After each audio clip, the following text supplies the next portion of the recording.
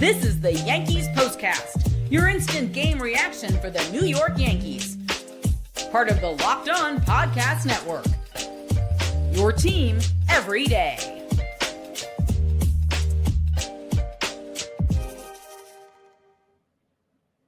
Yanks lose the opener tonight in Toronto. Final score 5-4. A big reason why, a fateful sixth inning. A very sloppy sixth inning for the Yanks, featuring two huge errors. The Jays plated 4 in that frame. They come from behind again to beat the Yanks 5-4 in the series opener north of the border. Hello, everybody. I'm Jay Berman. If you're a New Yorker, you might recognize my work. I've spent more than 2 decades in the biz, everything from TV to web to radio. Glad to have you aboard. Please follow me on X as well, at Jay Berman, Jayberman. Welcome to the Locked On Yankees postcast, both on the Locked On Yankees YouTube channel and the Locked On Yankees podcast feed. The postcast gives you a place to chat after every single game. That's what we do. We're part of the Locked On Podcast Network, your team every single day. Before we begin, must let you know that today's episode is brought to you by FanDuel. Right now, new customers can get $150 in bonus bets when your first $5 bet wins. And away we go. This is what you'll be talking about. All right, trying to review tonight's game. A big reason why the Yanks put one in the L column is because of a sixth inning that featured 2 errors, 2 horrible throws from Anthony Volpe, and just some lack of fundamentals. And because of it, the Yankees, who had a lead at that point in time, 3-1, were then trailing 5-3. Now, we did get home runs from Jazz Chisolm and Cody Bellinger, and we have beef with Jazz tonight. We'll get to that. But again, 5-4, the final score. Neither of the starters figured in the decision, but obviously things could have gone much better for both. In fact, both Max Scherzer and Carlos Rodon, 5 innings, 2 earned.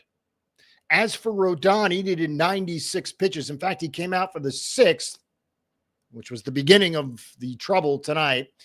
He did not register an out in that 6th. So again, Aaron Boone comes to pull him. So Rodon only goes 5+.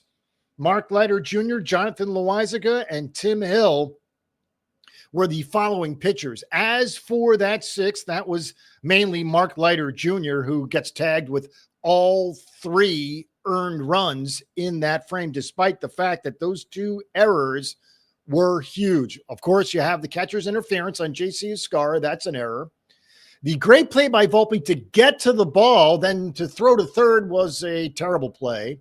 That was the first of his bad throws. The second came later in the inning. And again, it killed the Yankees tonight. As for Jazz, we told you about hitting a home run. For Jazz, his 14th of the year and 4th in his last 5 games, but especially since it was late in the game, but we're all going to talk about why he is bunting with Aaron Judge on first base in that top of the 8th inning. Just inexcusable. To be fair, the Toronto pitcher had a chance to get Judge at second base. In fact, he should have, but he obviously wanted to register at least 1 out, so he goes to first to get Jazz. But again, they had Judge dead to rights at second base. Despite all that, why on earth Jazz is bunting in that situation is beyond me. One of the hottest hitters in the sport. He's been so good for the Yankees since returning from the IL. Tonight was no exception. He hits the home run. Again, his 14th already of the year and 4th in the last 5 games. But again, that bunt just makes no sense. And there's no way the Yankees, who have 3 sacrifice bunts this year, there's no way they put on the bunt. Now, perhaps he was trying to drag bunt. Well, he bunted it squarely back to the pitcher quickly. And again, the pitcher actually had a chance to get Judge at second base. But again, for so many reasons, whether he gets the bunt down or not, the bunt in that position is a terrible play. All right. This was a wild one because Carlos Rodon and Max Scherzer, as we said, probably deserve better. Now, Max Scherzer struck out 7. Carlos Rodon only struck out 4. In fact, he gave up 5 hits and walked 3. So not Rodon's best. His season ERA remains below 3 at 2.95. But again, a frustrating night for the Yankees as they lose at 5-4. They're now 48-36 on the season. Concern for Trent Grisham, who starts in center field and has looked so good there. He left after the top of the 5th inning with what the Yankees called left hamstring tightness. Now, not sure if it's the turf, not sure if he's going to play tomorrow or the next day. Well, that ties in perfectly with Jason Dominguez, who, of course, replaced Grisham. Now, Dominguez would go 2 for 3 tonight. And the reason we bring that up is obviously it didn't lead to a run, but Dominguez probably needs to play every day. I think that's the point.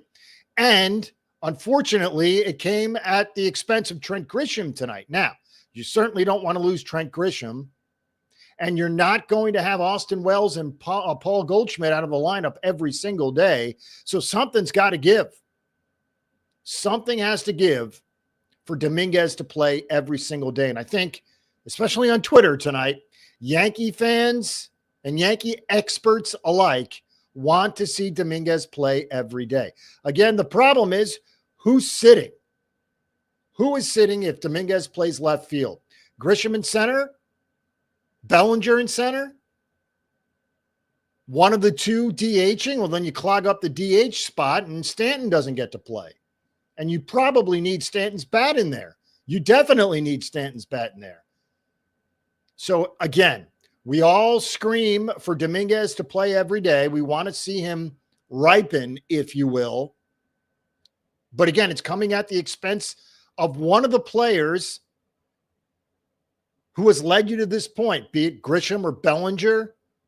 Now, Stanton hasn't been with the team all year long, but he's certainly a presence in that lineup. Now, they pinch ran for him tonight, but he did have the big ribby single that helped spark the Yanks.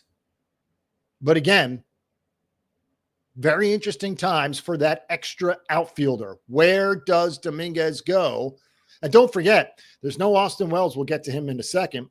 And no Paul Goldschmidt tonight as well. So if you're thinking about maneuvering guys around, perhaps playing Bellinger at first, Stanton's certainly not going to play the field. That clogs up DH. There just isn't enough positions. Now, you might say, well, DJ LeMahieu can't play anymore. Move Jazz to second, get a third baseman. Well, that's possible too, but that doesn't solve the Dominguez problem. So again, it's very, very interesting. All right, Cody Bellinger also had a home run, his 12th of the season, but again, not enough. 2 hits tonight for Dominguez. He was the only Yankee, amazingly, the only Yankee with 2 hits tonight. That was it. Amazing stuff. All right, as we said, Anthony Volpe's 2 throws, not 1, but 2 horrible throws in that fateful 6th inning, really proved to be the difference in that 4-run frame for Toronto. Now, we did have 3 separate Blue Jays collect 2 hits tonight. Clement, Vlad Guerrero Jr., and Davis Schneider all had 2 hits. Now, to be fair, the Blue Jays have been better of late. In fact, they're now just 2 games back of the Yankees in the division. They're 46-38, so they're 8 games above 500. The Yankees are 12. So that's a difference of 4 games. That's 2 full games in the standings, and that's where the Blue Jays are. Amazingly, they've crept within 2 games. A big reason why is the Yankees' record against American League East teams. The Yanks are 10-13 against the AL East this season. They're 38-23 against everyone else. What's also interesting is, with the exception of these 3 games against Toronto, the completion of this series, they have the Mets not in the AL East. They have Seattle not in the AL East. They have Chicago not in the AL East. All 3 of those series before the All-Star break. That will wrap up the All-Star break. Toronto, the Mets, the Mariners, and the Cubs. So once they get through Toronto, they'll have a chance to beef up at least on some of the teams they've been doing well against this year. Now, obviously, the Mets are struggling, but Seattle's solid and the Cubs are a juggernaut. So it's not going to get easy. But again, a big reason why the Yankees and the Rays and the Blue Jays are so close in the standings is because of the performance by the Yankees against the American League East. To repeat, Yanks are 10-13 against the AL East this year, 38-23 against everyone else. All right, tons of injury news to get to. We'll do that next right here on the Postcast. All right, summer sports are in full swing, and whether you're all about baseball under the lights, golf on the green, or high-stakes soccer action, FanDuel is the best way to make every game even more exciting. You're already following the action. Why not make it a little more thrilling? With FanDuel, you can get in on the game while your friends are getting sunburned at the beach. I've been using FanDuel to track my favorite matchups, and the app keeps it fresh with new daily promotions and fun ways to bet. It's easy to use, fast to pay out, and makes even regular season games feel like must-watch events. Whether I'm placing a same-game parlay or watching a bet ride into the ninth inning, FanDuel makes it feel like I'm part of the action.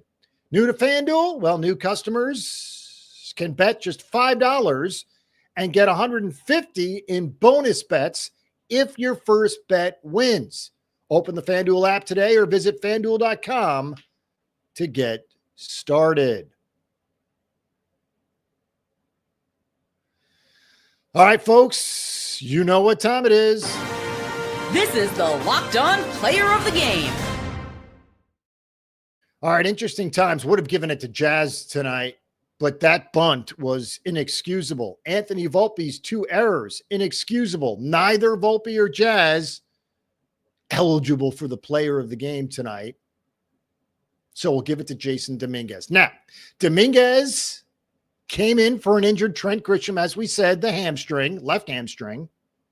Collected 2 hits, scored a run, and almost led the Yankees to a rally in the ninth inning. With 2 outs and nobody on, he singled up the middle. At that point, after his second hit, after replacing Grisham, you could tell it was coming. Everybody on Twitter, why isn't Dominguez playing every day? And that's fine. But to be fair, someone's got to come out, and we need to discuss it. So again, we'll give the game ball to Dominguez, who was 2 for 3. And by the way, now hitting .254 and playing a relatively solid left field when he's in there. If you recall, when he first started playing left field, it was a disaster. He had no business being out there. Things have improved mightily on the defensive end for Dominguez, and that is a good thing. All right, now to the injury news, and it is lengthy. We'll start with Fernando Cruz, who's going to be out a while. Left oblique strain. The Yankees replaced him on the roster with Jeff Hartlieb, who was available tonight, obviously didn't come in. Austin Wells has been undergoing testing for a circulatory issue in his left hand. They did some tests today. Thankfully, there's no blood clots or an aneurysm or anything of that seriousness.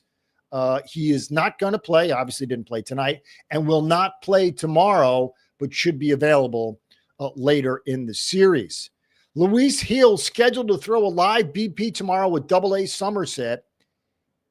It's his minor league rehab assignment, could actually begin this weekend if all goes well tomorrow. Again, Tuesday and then Sunday would be the day he could begin that rehab assignment. We'll have to wait and see. Also, some good news. Prospect George Lombard Jr. going to the Futures game in Atlanta. All right, as for the rest of the probables for this series, Max Fried, Kevin Gossman on Tuesday. Remember, it's Canada Day on Tuesday. That game will start at 3 o'clock Eastern time. Will Warren, Jose Berrios on Wednesday. Clark Schmidt, Chris Bassett on Thursday. So the Yanks have what would seem like the pitching edge in most of these matchups. Fried, Warren, and Schmidt, again, Tuesday, Wednesday, and Thursday. Again, 3 o'clock tomorrow. We'll be with you immediately following the game. 7 on Wednesday, 7 on Thursday, before some strange start times for the Mets over the holiday break. Friday late afternoon, that's July 4th, against the Mets at Citi Field is a 3 o'clock start on Friday. Saturday is a 4 o'clock start. Sunday, a 1:40 start. Again, 5-4 the final score. The Blue Jays within 2 games of the Yankees in the division. Amazing how that happens. Thanks for making Locked On Yankees your first listen today. For your second listen, check out the all-new Locked On MLB Game Night. Every game, every night, all season long. Get local analysis on a national scale. Find MLB Game Night on Locked On MLB on YouTube or wherever you listen to podcasts. Also want to mention our partners in crime at Locked On Yankees, Stacey Goutsoulias and Brian McKeon. Follow, subscribe, and enjoy. They're the best over at Locked On Yanks. Again, 5-4 the final score. Yanks are now 22-19 away from home. Of course, anytime you're above 500 away from home, kudos to the Yanks for that. But again, back to 12 games above 500 at 48-36. Again, 3:07 first pitch tomorrow. We'll be with you immediately following Yanks Blue Jays game number 2. Have a good night, everyone.